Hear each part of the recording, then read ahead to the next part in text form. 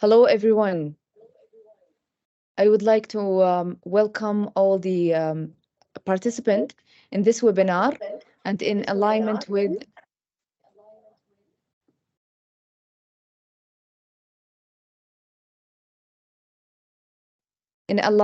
the World Patient Safety Day. My name is Lamia Al-Hazzani. I'm the manager of partnership and collaboration department in the Saudi Patient Safety Center. And today we are going to speak about patient empowerment from theory to practice. And our speakers will be Miss Linda and Miss Ioana.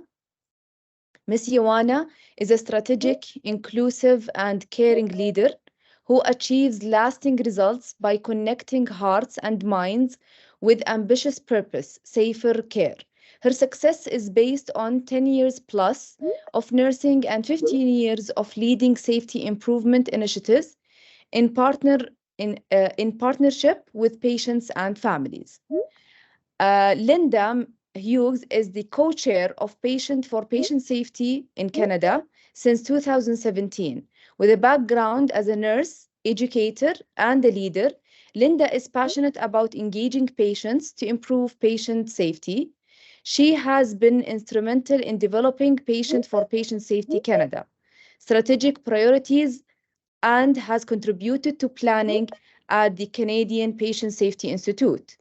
Linda has organized patient roundtable meetings with ministries of health in 7 provinces, focusing on incident reporting, addressing patient needs, and engaging patients in safety efforts. She has also led the Patient Alliance for Patient Safety, a coalition of 20 plus patient groups. Linda's leadership roles include administrative positions and board membership in healthcare organizations.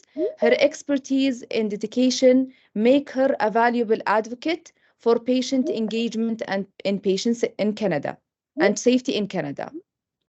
Now I would like to introduce our first speaker, Ms. Ioana. Ms. Ioana, I muted your mic. If you can just shift or change your mic to unmute.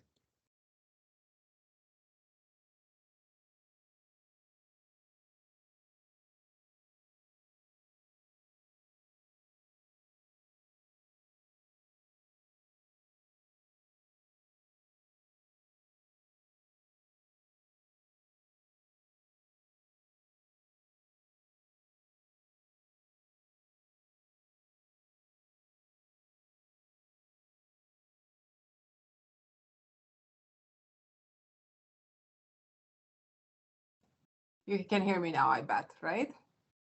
Yes. Okay, wonderful. Hi, everyone. Sorry for the technical glitch. It's really good to be here. Linda and I are honored by the invitation to share, learn, and celebrate World Patient Safety Day with you. We recognize and applaud Saudi Arabia's global leadership in patient safety and patient engagement. I say that because I have met some of your leaders in person and virtually over the last few years, and I read about your accomplishments. So I am confident that your successes will continue. Even more, because you joined this webinar today, you too demonstrate that necessary leadership for safer care. So thank you for being here. I am joining you today from Treaty 6 territory, also known as Edmonton in Canada. In Canada, we honor the traditional territories upon which we live, work, and play because we recognize that the standard of living we have today is the result of the stewardship and the sacrifices of the original inhabitants of this land. Also, this is a way we commit not to repeat past mistakes and to work towards more equitable and respectful relationships. During our time together, I will speak briefly about patient and family engagement in the development of the Global Patient Safety Action Plan. Then Linda will provide a few examples from Canada that show how we implemented some elements of the plan. Teresa regrets for not being able to join us today. So I'm sharing her deep regrets with all of you. Hopefully you'll meet her in another circumstance. During the presentation, please share your questions and feedback through the chat or Q&A, and we will discuss those later. Okay, so let's begin with the Global Patient Safety Action Plan. The most important feature of the plan is that it was developed with and for patient partners. I have seen the World Health Organization role model that for all of us. Let me tell you how my interaction and intersection with this. It started in 2009 when I first met members of Patients for Patient Safety Canada as I was working with the Canadian Patient Safety Institute. They spoke really highly about meetings at WHO starting in 2004 and then very frequently afterwards. Meetings where their stories of preventable harm from the perspective of patients and family members were shared for everybody to hear. They were so proud and honored and energized by this fact that they stayed together. Sure, WHO provided much needed leadership. On the upper right-hand side corner of the screen, you'll see a picture from the 2004 meeting of the World Alliance for Patient Safety. And one of the people in the screen, the second person on the right, is Sue Sheridan, one of the founding members of the Global Patients for Patient Safety Network. In 2006, with support from WHO, patients from around the world came together and wrote a key document, the London Declaration. It's still cited and referred to by patients around the world because it's a pledge for partnership that truly resonates. Over the last 15 years, as I led diverse initiatives in Canada in alignment with WHO, and I managed the WHO Collaborating Center in Patient Safety and Patient Engagement, I continued to see WHO engage patients. And I also saw the Patients for Patient Safety Global Network grow bigger and stronger. I admire that, and I was inspired by it, if I'm honest. You saw WHO resources like the Surgical Safety Checklist, Medication Without Harm, World Health Assembly presentations. Even in the last week, patients were on the agenda for a WHO event celebrating World Patient Safety Day this year. So you see that commitment and long-term engagement of patients and families over the years was a key foundation. So when it was time to develop this Global Patient Safety Action Plan, it was normal. It was natural that patients were part of every single thing, every part of this plan. On the lower right corner of the screen, there's a picture from 2020 when this Global Action Plan was being finalized at the WHO headquarters. On the left side of the screen, what I have for you is just a high-level picture of the action plan. And with arrows, I pointed to all the places where patient engagement is being referenced. So you see, the key takeaway from this brief overview is that the relationship between WHO and patient partners is long and it's very meaningful. Patients have been involved in all aspects of work. So therefore, I see WHO as a role model for all of us on how to engage patients. Now we have to take this forward and engage patients and families in our own communities to advance the work of patient safety. On this slide, I captured a couple of images from the Global Patient Safety Action Plan. I'm not going to talk too much about it because you can all refer to it, and I do have a reference later on a slide. But you see, there's 7 objectives in the action plan. One of them, the 4th one, is focused on patient and family engagement. And there's 5 different strategies that support that objective. Now, you're going to hear from Linda later on about examples on how we brought those elements of the strategies in practice. And I do encourage all of you to think about your own examples. Maybe you can share some in the chat or later on, okay? But we're not starting from scratch. While WHO was working on this action plan, our own countries were working on issues related to patient engagement to improve patient safety, right? In Canada, for example, we had our own roadmap.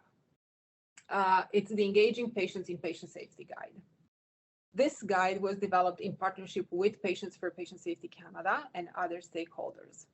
As we were building this guide and the complementary supports, we also role modeled patient engagement for Canadians. We selected this visual, the visual of a tree, from the guide because it endorses the elements of the Global Patient Safety Action Plan. And in a very simple and quite compelling way, it shows how different engagement strategies can be brought to life through preparation that's rooted in a few engagement principles. This tree, just like the plant you saw in the WHO plan, suggests that we need to approach this work like we would nurture a plant. Be patient, we need to be understanding, and we need to be considerate of the climate and the context. You can't hurry up patient engagement or patient safety. Next, I'm going to turn it over to Linda, and she's going to share a few examples of how we nurtured patient engagement in Canada. Well, hello, everyone. Can we have the next slide? Thank you. It's truly an honor. No, we can go back one. It's truly an honor to be asked to present today about the work of Patients for Patient Safety Canada. I'm Linda Hughes, and I'm joining from Treaty 1 territory and the homeland of the Red River Métis. I'm located in right in the middle of Canada, Winnipeg, Manitoba. And first of all, before I start, I want to recognize the extensive work that has been required in order to plan and execute this important event. And I want to thank everybody who made it possible. And thank you for inviting us to be here today. I also want to recognize the significant contribution that Ioana Popescu has made to this presentation, along with the work of Teresa Malloy Miller. As you heard from Ioana, Teresa was not able to join today, and so we have worked together for a long time, and I'm pleased to step in to assist. So could we have the next slide, please? No, I'm going to stay here for a while, actually. I just want to talk about Patients for Patient Safety Canada a little. So in Canada, several factors converge to support the establishment of our organization, which is a patient-led community committed to improving safety. And some of the things that led up to it were in 2004, the Canadian research and evidence was published about the extent of patient harm, which led to the establishment of the Canadian Patient Safety Institute. And CPSI, Canadian Patient Safety Institute, then supported a small group of patients and families who had converged as Canadian champions of the Patient Safety Global Network in 2006. And so CPSI engaged us in their safety improvements. So since 2006, our volunteers have partnered with safety-focused organizations and patient groups to shape many patient safety strategies, policies, practices, and programs in Canada. And by role modeling how effective partnership can be to improve safety and demonstrating the changes that can have positive results, the initial, though sometimes awkward, engagement became a trusted partnership and inspired a movement that spread across the country. So our strength was in sharing our experiences, which allowed stakeholders to have meaningfully engage with us and work together to ensure that we made meaningful change to improve and reach our vision, which the vision of Patient Safety Canada is every patient safe. So our engagement also changed over time. In the beginning, we were telling stories and sharing experiences, but then as people got to know us and trust us and realized our expertise and our knowledge, not only from being patients and families who had been harmed, but from our whole other backgrounds, which we brought to this, we began to be more consulted, began participating on committees and working groups, and actually at the policy level, and actually taking the lead in co-designing initiatives and suggesting actually initiatives. So we're still under that full spectrum of engagement. However, the trend now is towards more deeper and more generated innovations that otherwise may not have emerged. And the one example I'm just going to mention, and perhaps later in questions I can answer more about it, is a mutual healing project, which was initiated by Patients for Patient Safety Canada, was supported by CPSI, and is now being supported by Healthcare Excellence Canada. So we acknowledge, this is another very important point about our collaboration. We acknowledge the unique and valuable perspectives of healthcare providers, of policymakers, of leaders, and of managers. And we know that it's very important to work with those people across all health sectors. And by working in partnership, we help to ensure that patient safety decisions, actions, and initiatives are patient-centered and will result in safer care. So now, this particular slide, looking back, I just want to say we've accomplished a lot, but our current healthcare system still faces unprecedented challenges here in Canada, and there's much left to do to make sure that every patient is safe. And the pledge for partnership that unites us and other patient partners around the world continues to be our guiding light. And we're united by our vision of every patient safe and by the pledge that we made and continue to make through the London Declaration. So next slide, please. So a couple of examples of initiatives that Patients for Patient Safety Canada has recently been involved in. We've been involved in a lot of things over the years, but this is a fairly recent one and still ongoing. So over several years, our members partnered with Health Canada and with the Institute for Safe Medication Practices in Canada and with the pharmaceutical industry representatives to look at the need to improve labeling of non-prescription healthcare products. Despite resistance from industry, because it costs money to change the labels, our members drew on their networks to gather feedback from a wide range of Canadians to come up with what was needed to improve the labeling. And we were successful in supporting Health Canada to actually change the labeling requirements in 2021. And Health Canada had engaged us right from the very beginning and valued our lived experience. And it was a really mutual beneficial project for both patient partners and Health Canada. Now, we then moved on to the labeling of natural health products. And we're still in the midst of ongoing challenges related to that particular project. In fact, as recently as last week, I had a call from Health Canada asking for assistance in counteracting a social media campaign by pharma industry, trying to stop the legislation required to ensure that these changes are happening. So we were able to develop a plan where Health Canada is going to be collaborating with Healthcare Excellence Canada during Canadian Patient Safety Week and piggybacking on some of the social media blurbs that are coming out from there to actually have the message about the natural health products be in the public eye and the public understand it's not about removing them, but it's rather about labeling them so that people understand what they're buying. So this is still an ongoing initiative that we're very involved in, and we were very pleased last week to receive a call from Health Canada again, asking for our assistance. Next slide, please. The next slide, please. Good, thank you.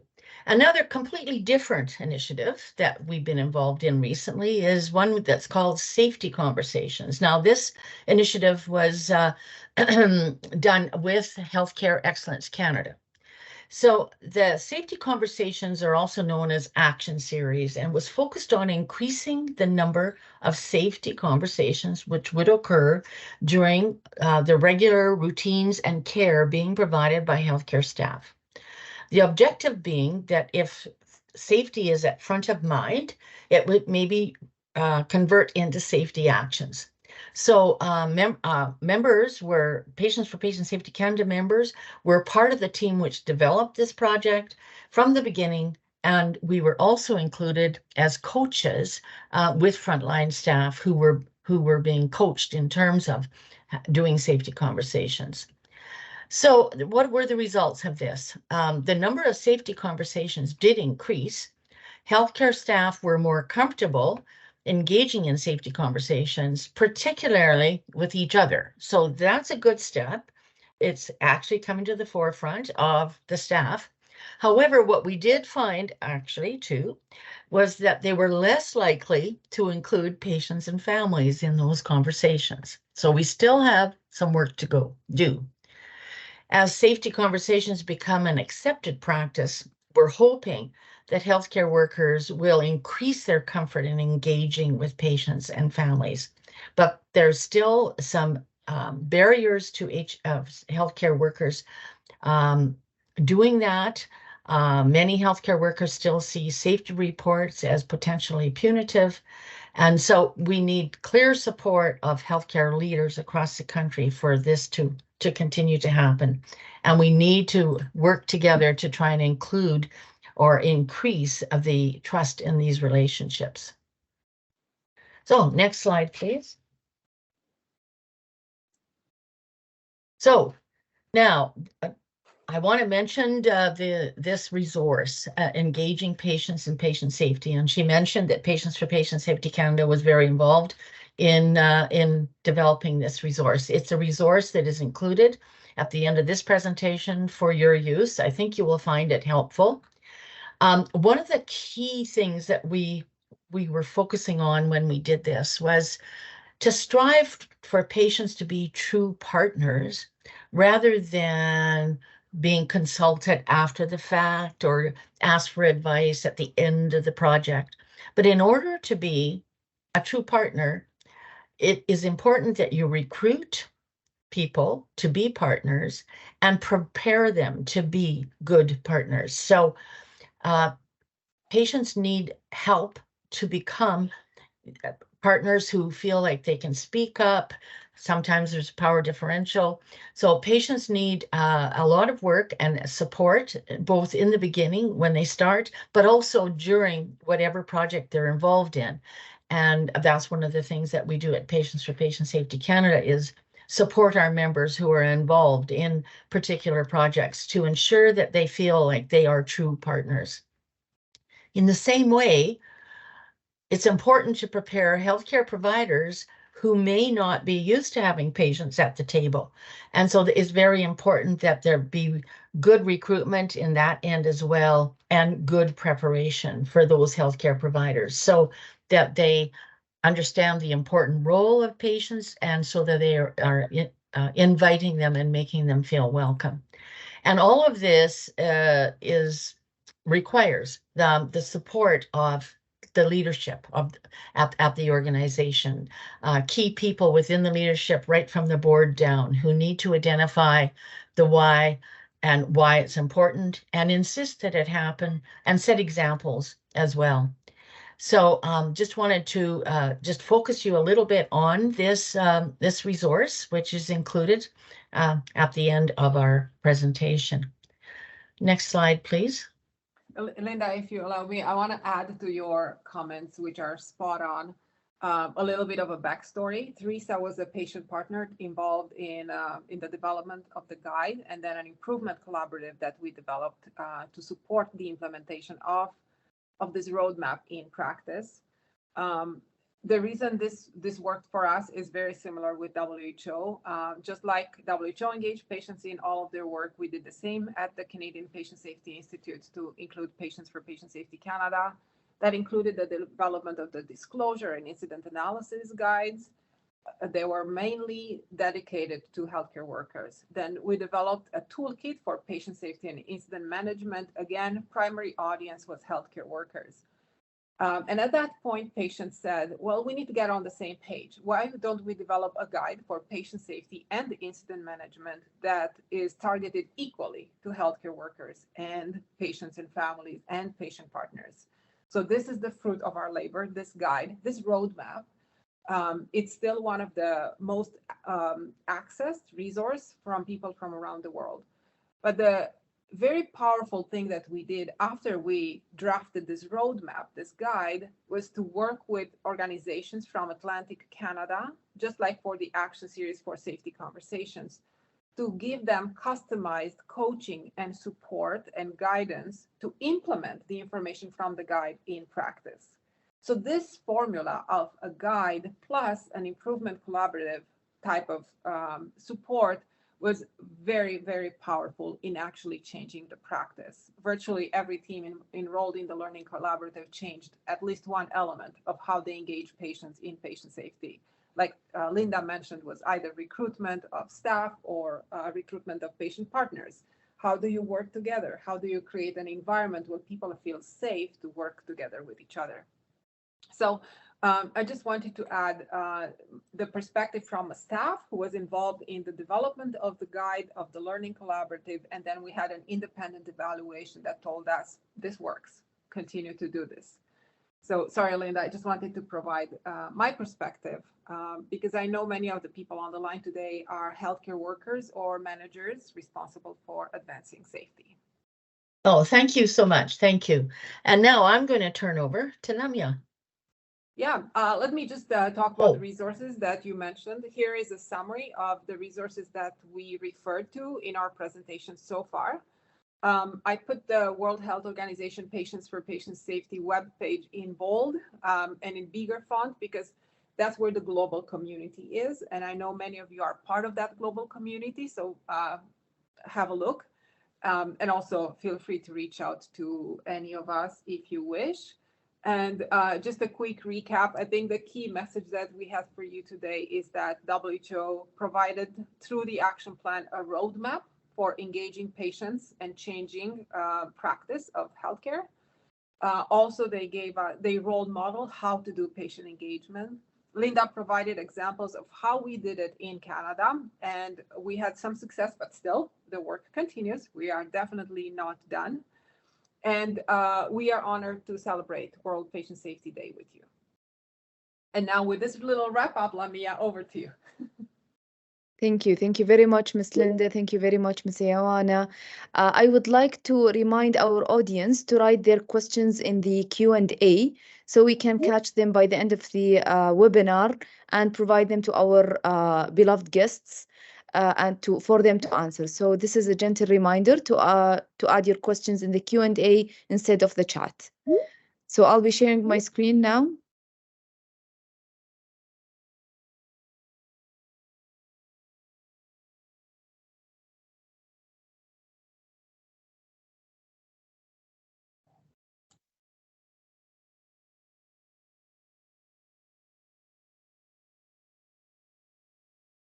So I'm going to talk about patient engagement, Saudi Patient Safety Centers initiatives in general, or and specifically on national level. So we have a lot of health institutions or health organization that is working toward improving the healthcare system in our country, other than healthcare institutions by themselves or hospitals or primary healthcare or secondary or tertiary. So I'll be going through some of them based on our current state assessment or brief research.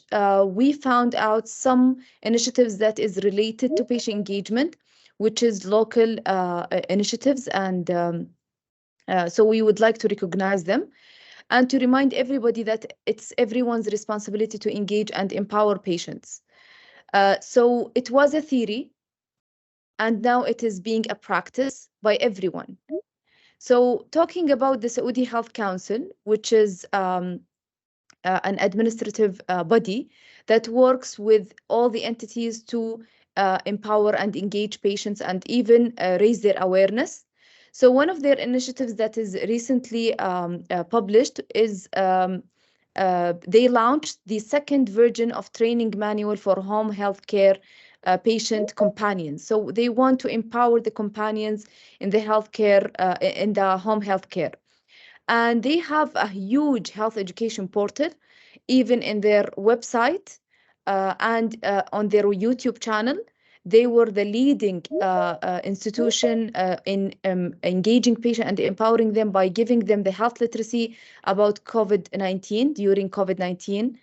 And also they take our cultural beliefs and cultural habits and try to translate them in some aspects to engage and empower patients and involve and also activate their role. And of course, Ministry of Health, patient rights and responsibility. They worked on a patient right and responsibility, because if you want to empower and engage patients, you need to give them the rights and the responsibilities for them to gather with the health literacy they need, and then they can be more empowered to take shared decision making with the healthcare provider. And we also have the 937 call center, which is a call center to elevate patient voice in alignment with this year's theme, which is elevating the voice of patient. It's very important to receive the calls directly from patients, either for positive or negative feedback, so we can identify the gaps and then work on them from patient perspective. Patient experience survey. So every patient receives any care, they receive a patient a survey they will fill after their experience either in ER, outpatient, inpatient, primary health care, and then all these data will be analyzed and published online for everyone to create a transparency culture between us and the public.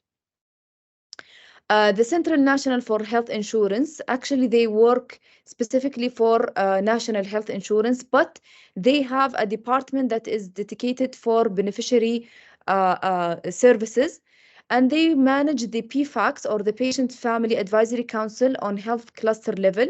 So each health cluster or each healthcare organization have a Patient Family Advisory Council, and they are the ones managing or overseeing all Patient Family Advisory Council in our country to fit the criteria and to follow the criteria and make sure that they are doing this task in a proper manner.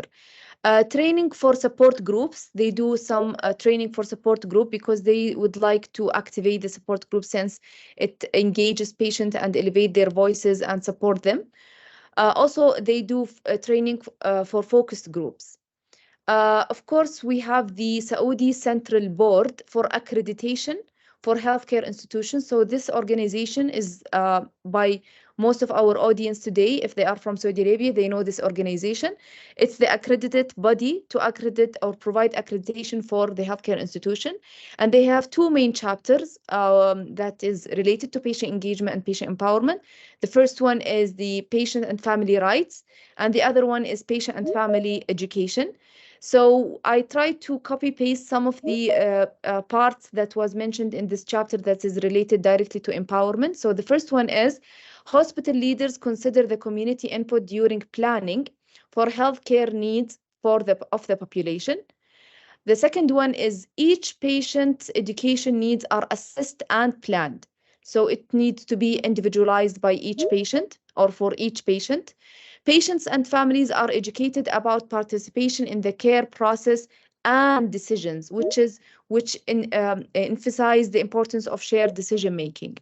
Patients and their families are given the necessary education and information by clinical staff and health educators as appropriate to their needs. The last one, but not least, staff members assist patients and their families to participate in making informed decision, again with the informed decision and the importance of the patient decision about the care process, treatment, and services. So this shows how embedded the patient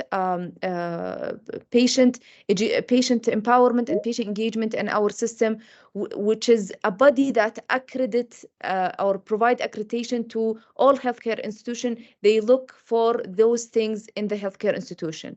And this is the old version. The newer version will have more details about patient engagement, since it is our wave in Saudi Arabia.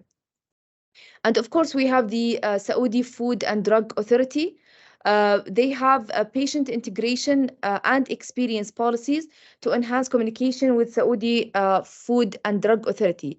So this is the new move from the Saudi Food and Drug Authority, or the Saudi FDA as we call it. They are trying to engage patients to provide a point of view from their perspective, and try to have a direct contact with patients or with the public to give feedback on the products that are approved by the Saudi FDA, if any. And they have to, of course, collect those information and then analyze it, and then based on it, provide decisions. So it is a work with patients, not without them. So let's move on to where I work in, the Saudi Patient Safety Center.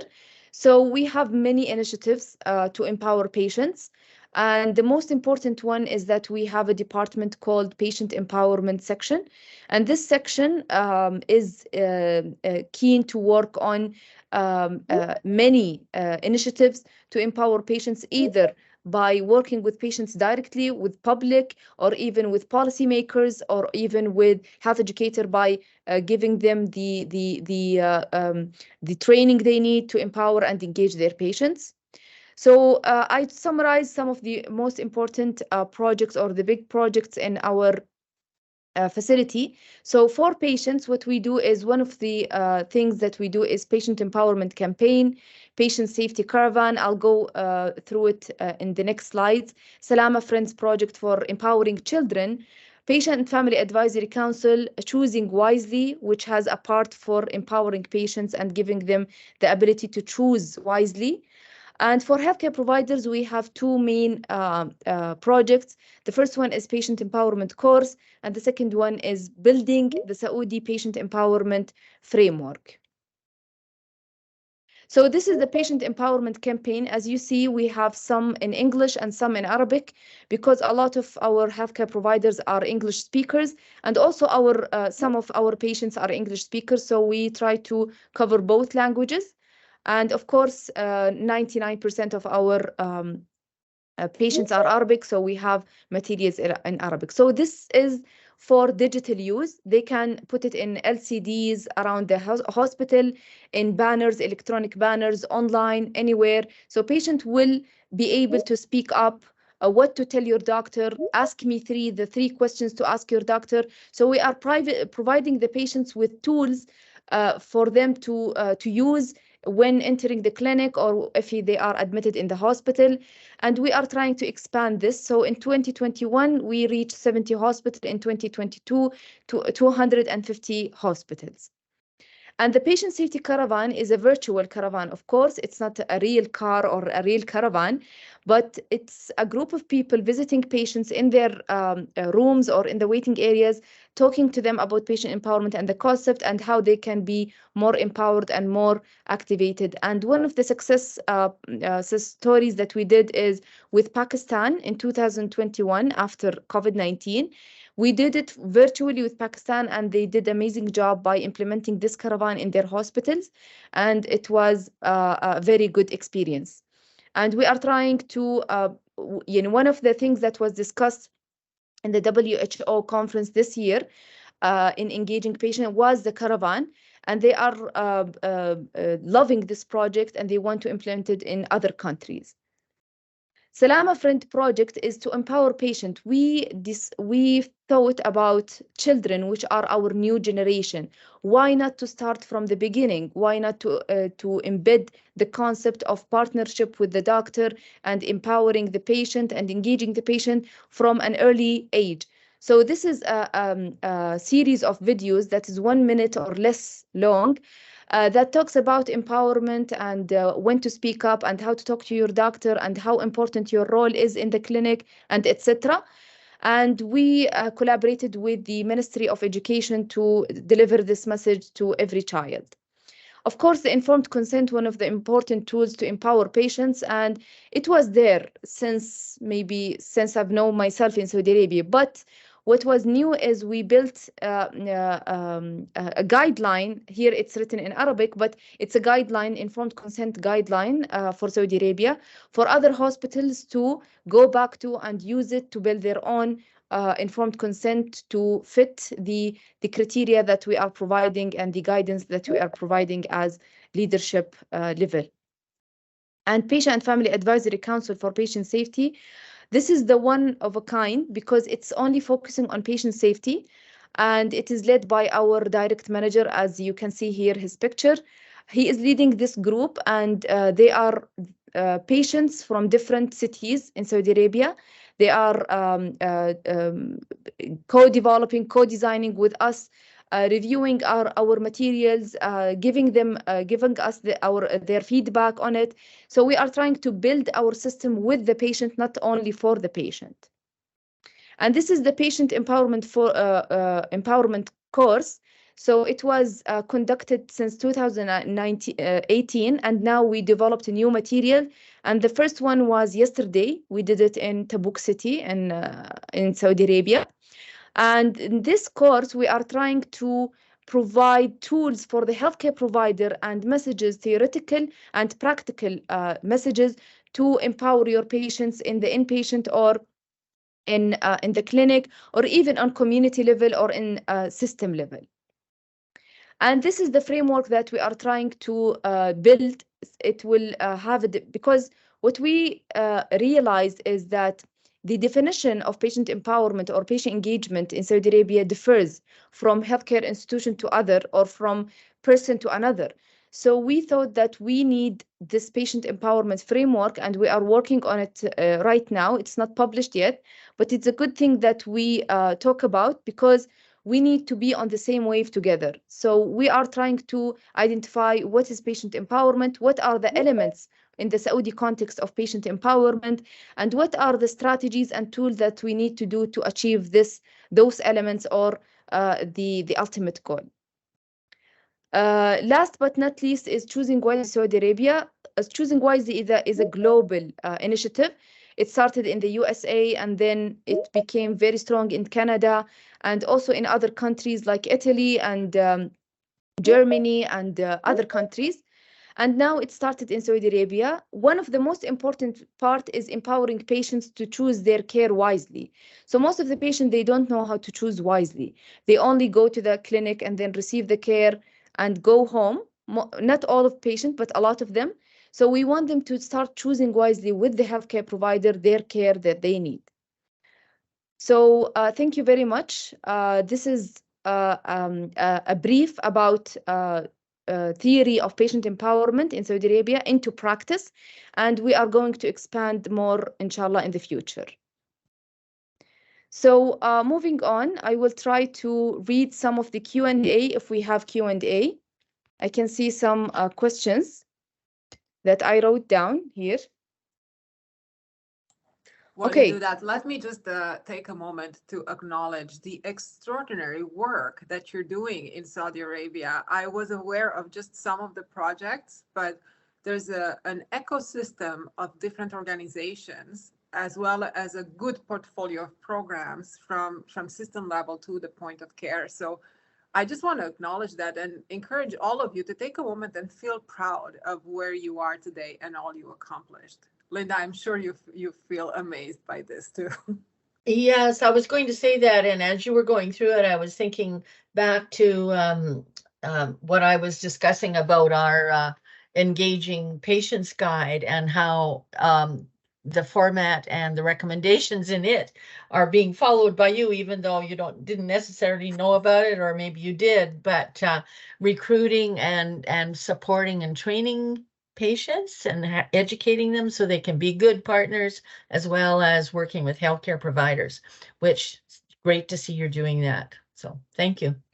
Thank you. Thank you. We have a long way to cross still. We are at the beginning of the journey, and we are still seeing that the same excuses not to engage or to empower patients, not because they don't want to, but we are used to in our comfort zone, and we are not ready to get out from our comfort zone. But people are trying, and a lot of people are agreeing, and they touched the difference when they engage the patient, that the patient will be more active, and they will retain to the ER less, and they will be more self-managed, and it will decrease the burden of the healthcare system on the healthcare system, and therefore better management of or better outcomes for the patient. So this is actually the ultimate goal. So we are still in the beginning, but we are trying so hard to engage and empower patients, especially that our Minister of Health is focusing on this area deeply. Yeah, I saw in the chat that someone said, should we be educating people about their safety? And I mean, that's what this is all about, really, is helping patients be true partners in their care, which will improve their safety. If they have an understanding about what's important that they do, what's important that the healthcare provider is doing, the importance of asking questions. One of the things that we were involved in, Patients for Patient Safety Canada, a few years ago, along again with some other partners, was developing something called 5 questions to ask about your medications. And that ended up to be a 1-pager that was very patient, public friendly, in words that everybody could understand. Main 5 questions to ask about your medications when you're being prescribed them, when you're going back to get refills, etc. It has been translated into, I think, over 20 languages already. It's available on the website if anybody wants to find it. And I know it is translated in Arabic. And it's an example of empowering patients to be partners in their own safety. Okay. Actually, we use the one in Arabic. Oh, So good. yeah, Okay, we used it in good. our patients, because we noticed that patients do not usually ask the pharmacist. They usually just take the medication from them. They don't know that they are the ones to ask about the medication. They think, some of patients think that all the questions should be directed to the main physician, but each healthcare provider have their own role, and they can answer different questions related to your medication. So yes, we use this because it was very beneficial. What we did is that we took each question separately, and we used it in our digital campaign using your copyrights in each poster. Great. So Good. yeah. Thank you. Yeah, that shows how global are moving together. It's not only Saudi Arabia or Canada or USA. It's just we are moving all together. So we have some questions. One of them is for you, Ms. Linda. Can you elaborate more about plain labeling and how can it engage patients? Well, okay, patients have been engaged by Health Canada. Health Canada is our overarching organization that regulates medications in Canada. And so one of the things that had come to light was that the pharmaceutical companies, well, they will put the labels on, and there always were some regulations about, but for example, the font was so small that nobody could read it. Okay. And so how is that helping people understand what medication they're buying if they can't even read the label? So so that was one of the things that we pushed for, was that the font on the label had to be readable for the average person, right? And especially if you think about more elderly people and their eyesight problems, it was even more critical. So that's one example of what we've been doing. And some of the other things, especially with non-prescription and natural products, is to ensure that whatever is being said about what it does is reliable and truthful. And so those are some of the things that we've been working on in terms of the labeling. From the pharmaceutical industry perspective, of course, changing the labels and making them bigger on the package means that it's going to cost them money to do that, to revise that. And there's been quite a bit of pushback on it. But we are moving forward, and Health Canada is moving forward on it. And we have heard from Health Canada on numerous occasions how important the input they had from Patients for Patient Safety Canada and our members has been in enabling them to move this forward, because in a political system, there can be lobbying of members of parliament about, oh no, you shouldn't pass this legislation, right? So there's all that goes on behind the scenes. So it was very important that Health Canada have support of us and the public. So Okay, does that that's help? great. Yeah, Good, a good. lot. Thank you. So I had a question from someone called Jennifer. I think this question is for me. She's saying, what are the challenges that SPSC have in implementing or encouraging patient empowerment? So we have a lot of barriers or challenges. One of the most important one is language barrier, because we have most of our healthcare provider, or especially nurses, are English speakers, and the patients are Arabic speaker. So, for example, in handovers or in transition of care, the language used between the healthcare providers are usually English, and all the platforms are in English. The progress notes are in English, and a lot of Saudi people understand English very well, but also a lot of them only do speak the mother language, which is Arabic. So this is one of the challenges. The other is cultural beliefs. So some patients still face a high embarrassment in front of the other gender if they are the healthcare provider. So they feel embarrassed and they feel shy. They don't know how to be transparent with the healthcare provider, and so on.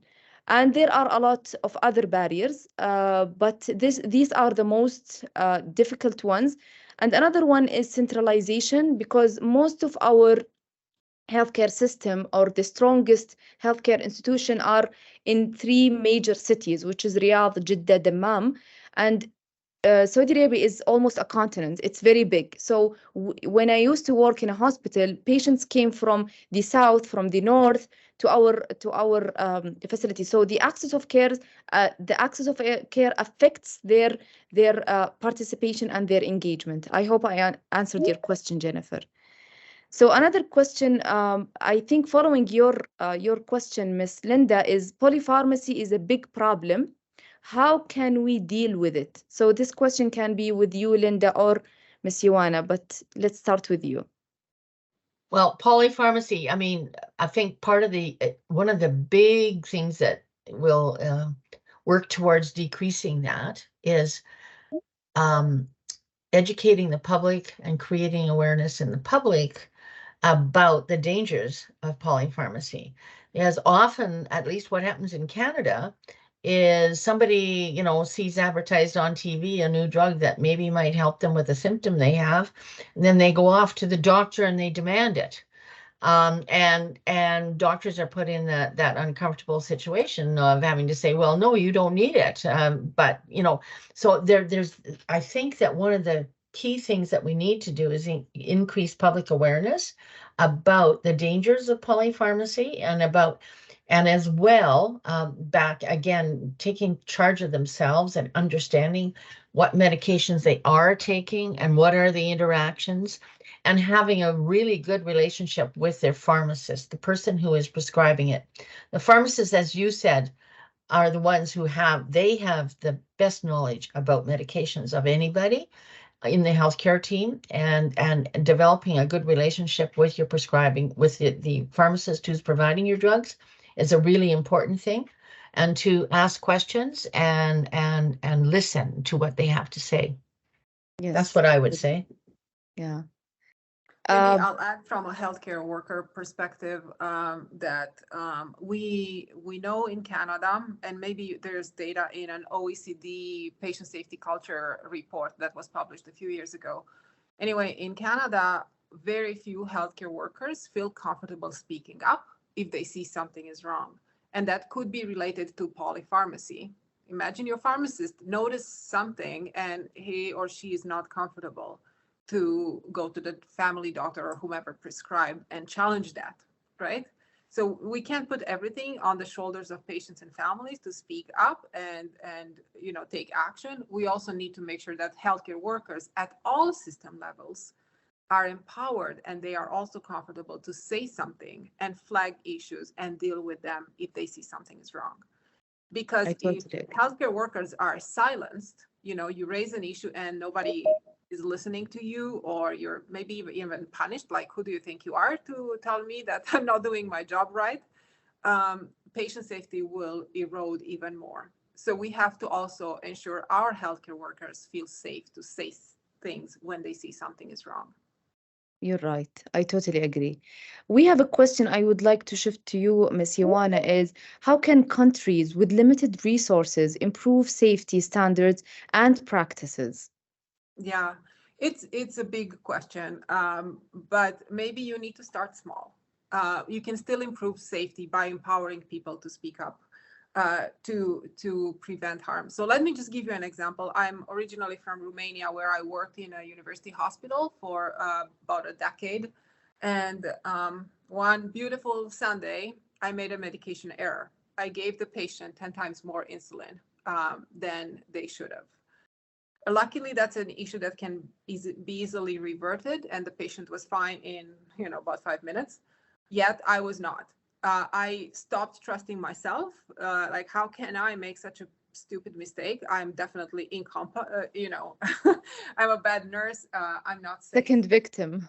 Yeah. Well, yeah. It doesn't matter. So anyway, what I think could have shifted that situation was me going to that patient and say, "Hey, Miss So and So, it's time for your insulin. It's 5 units." And then I was like, "Oh, but I have 50 in my syringe," right? It would have been such an aha moment for me to prevent that. So being transparent, telling the patient and family what is happening, being explicit about that, even educated them. Hey, your 5 units, it's such an unusual dose for an insulin. Usually people get, double digits of insulin. That's the normal routine. So educating the patient and having them be alert when they're receiving medication, encouraging them to ask questions about that would have changed the situation. Like, I'm sure we would have caught the error so much earlier and nothing would have happened. And also imagine if I would have had the courage, which I didn't at that time, to tell my colleagues, be careful. This one patient received such a small amount of insulin. We are so used to give, 10 times more than that. Let's all be a little more careful when we interact with this patient. Maybe another colleague made the same mistake. I will never know. It was a culture where we couldn't speak. And then it's the issue of disclosure and learning from what this happened. What helped me came to terms with this is when I came to Canada and I learned about prohibited abbreviations. That made me realize I'm not the only nurse that made this mistake. If they have a program in place for stopping the abbreviation, in the handwritten report, the U looked like a 0.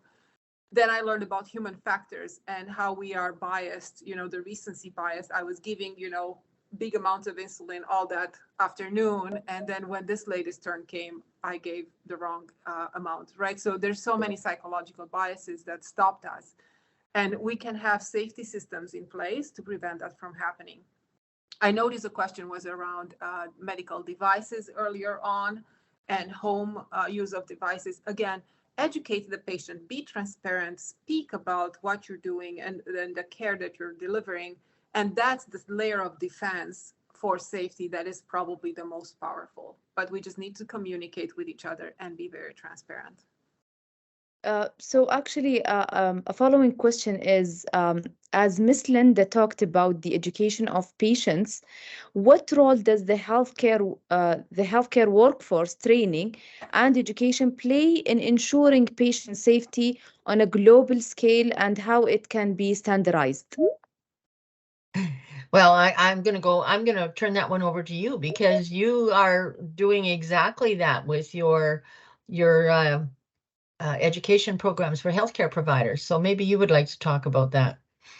Okay, so what we do is it's very important to have not standardized education or training for healthcare providers about patient empowerment because each country have different needs and different cultural needs. So it shouldn't be standardized, but what we need to do is build tools and toolkits for the healthcare provider that fits the context of this country or for this community.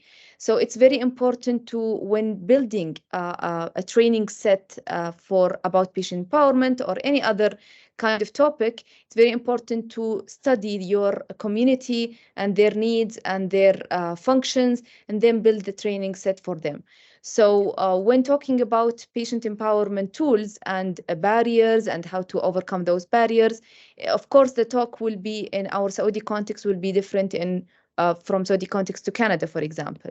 So I hope I answered your question. So we have another question about patient for patient safety, if I may go there. How to start a patient for patient safety in our country? I think she means Saudi Arabia. How is it different from patient empowerment initiative? Does it focus on patient engagement or patient empowerment on system level only? Okay, Patients for Patient Safety Canada, we engage patients and their families who have had harm in their background. So our particular focus is on safety. And that's an important, I'm glad that you picked up on that, because there's patient engagement in general across many, many things within healthcare and many, many topics within healthcare. But our particular organization is focused particularly on improving safety. And I think everybody does know, at least in Canada, harm happens quite regularly. And it's very important that it be brought to the forefront, and that we, those of us who have had experience with that, are at the tables talking about how to improve it. So okay, thank yeah. you. Thank you so much. So I don't know if Ms. Ioana want to add something in this matter. Maybe I'll just add that Patients for Patient Safety Canada was created 15 years ago by the Canadian Patient Safety Institute, right? So we wanted to role model patient engagement by engaging patients in developing our programs, our policies, our guidelines, all of our resources and campaigns, right? We just felt that we can't talk about patient safety without patients next to us, right? So I see the Saudi Patient Safety Center role modeling that. I also want to orient you to the World Health Organization with great resources for healthcare worker safety and patient safety, as well as different standards and guidelines that can be used for improving safety. But standards and guidelines need to come in an organization at the right time. So Lamia was right on talking about understanding the context and the people. Don't push a standard too quick. It has to be applied at the right time by the right people in order to have the right effect. Otherwise, it may hurt more than it helps. Exactly, exactly. I'm sad to say that we came to the end of our webinar today. I would like to thank you, Ms. Ioana, thank you, Ms. Linda, and thank you, our audience. And thank you, Rawan, all the backstage team, and hope to see you in our next webinar. Thank you very much. And thank you. Thank you. Thank you for having us, and congratulations to all of you for Thank what you. you do. Thank you so Thank much. you.